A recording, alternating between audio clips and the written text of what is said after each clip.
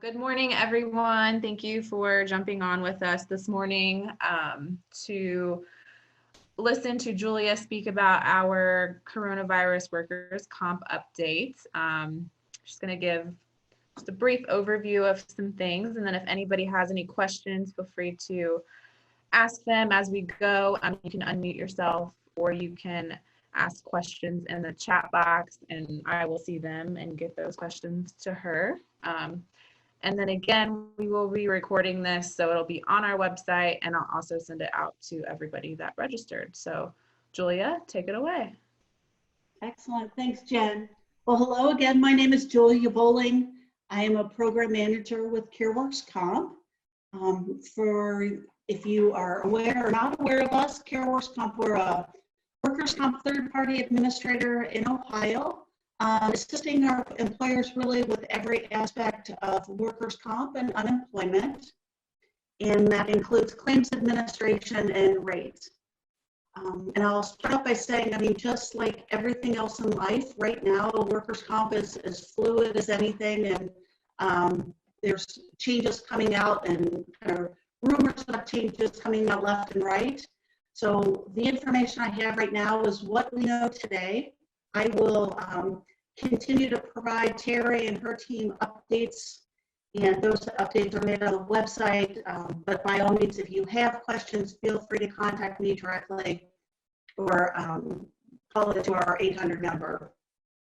So a couple things we'll get started with, looking at, there we go. So a couple things. We'll start out with things that are affecting maybe you directly, the employer. In order to ease the financial strain, Ohio employers have, number one, the option to defer premium payments to the Bureau of Workers' Comp, and those would be premium payments that were due in March, April, and May, and the deferral date is June 1st.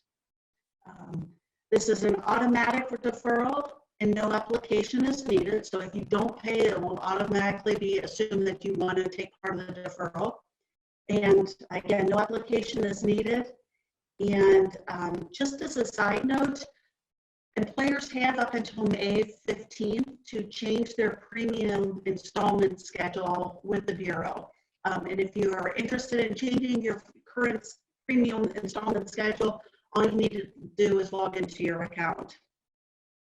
During the state of emergency, the Bureau will not lapse or cancel or assess any penalties for non-payment. And then also, just as a side note, the deferral that we're talking about, that equates to about $200 million. And now, obviously, kind of the big news that I'm sure people have all heard about now, the BWC Board of Directors met on Friday, April 10th, and approved Governor DeWine's dividend request. The $1.6 billion dividend will be approximately 100% of what employers paid for policy year 2018. The Bureau will net out any outstanding balances, such as the before mentioned deferrals, and they will also net out any rebates such as Go Green or Safety Council.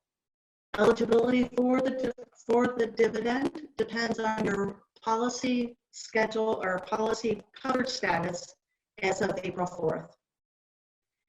Historically, the Bureau of Workers' Comp has gone, and when cutting checks and mailing those out, they've gone in order of oldest to newest.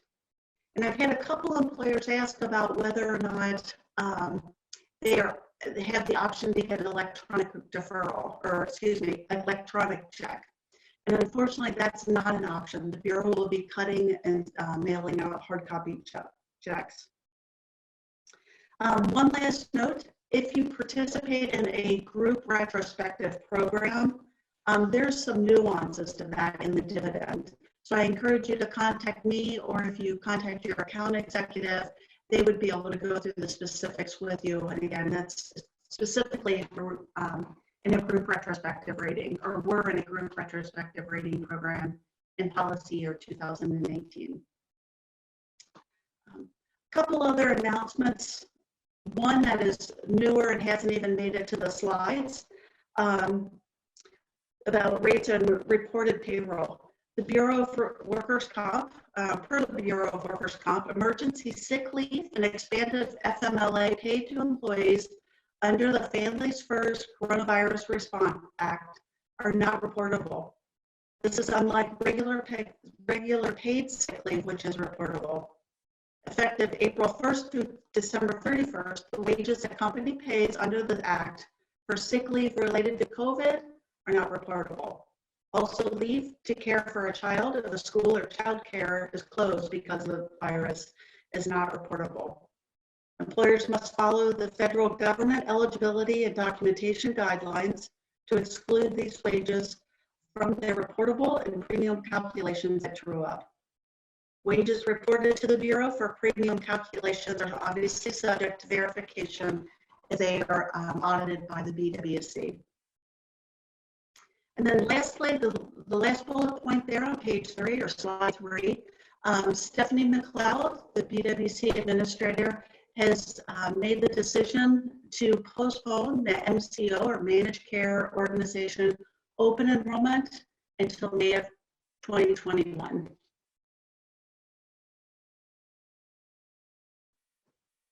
Further measures to ease the strain on employers.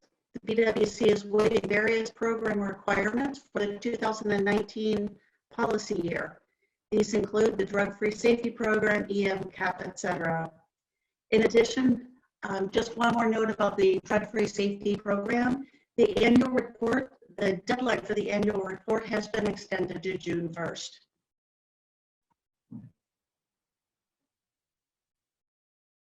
Moving to issues that are related to claims administration, these will be in effect through the state of emergency.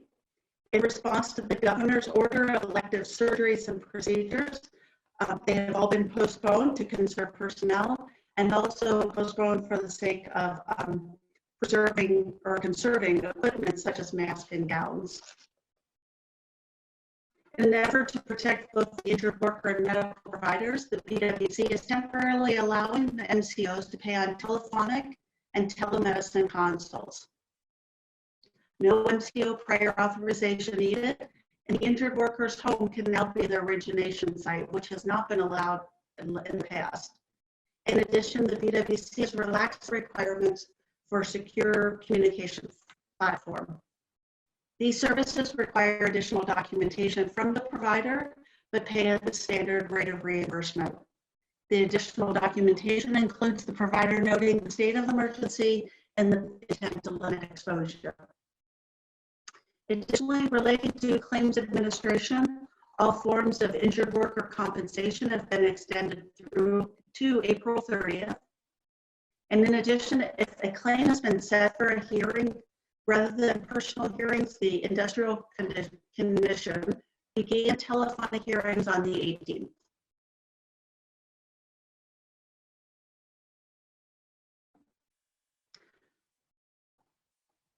I realize many employers that this is the first time they've have employees working from home, or this large number of employees working from home. And obviously there is a sense of lack of control, or there's a lack of or additional risk. You may want to provide your employees with a checklist of things to consider when setting up their workstations, such as chair or desk height, making sure that the floor is clear of boxes or electrical cords, and the use of a power strip. If interested, I've put together a list of kind of guidelines and a cheat sheet for employers that have employees now working at home. And if you're interested in that, please just send me an email and I'm more than happy to share that with you. Regarding compensability, obviously this is a huge issue and people are concerned about when is the claim a claim. So on page 6, we have a handful of examples of things that would not be considered a claim. For instance, you have a worker that trips over their dog and breaks their wrist while going to the restroom.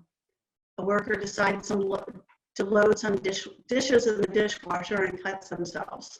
And you'll see the others there. Again, these are simple, just very basic examples of what would not be considered a compensable workers' comp claim. On page 7, we have some situations and examples of things that might be considered. For instance, the worker is at home at their workstation and reaches for a binder and hurts their shoulder. The third one there, Injured worker has poor ergonomic arrangement for the workstation and develops a wrist tendinitis. And then lastly, your employee, your worker drives into the office to get some work items needed for the job and is involved with a motor vehicle accident. Again, all examples of things that would be considered, may be considered a compensable claim. Also, I've had a handful of employers just ask about exposures. You know, if you have employees that are actually in the office, or maybe you've got, you know, you're out on a job site and you're worried about exposure issues there. Typically, an alleged incident, there needs to be an actual physical condition for there to be a claim allowed. For instance, a laceration versus nausea or a headache. Generally speaking, again, there must be a physical condition for the claim to be allowed, but there are a few exceptions. The Bureau really will look at the nature of your job and the likelihood of exposure. Currently, exposure claims are limited to EMTs, fire, and other peacekeeping personnel. But this is one of the things that I know is being discussed right now at the Bureau for further consideration. Again, I emphasize the Bureau will continue to evaluate the economic environment and will continue to update ACI. If you have any questions, please don't hesitate to give me a call or send me an email. Thank you.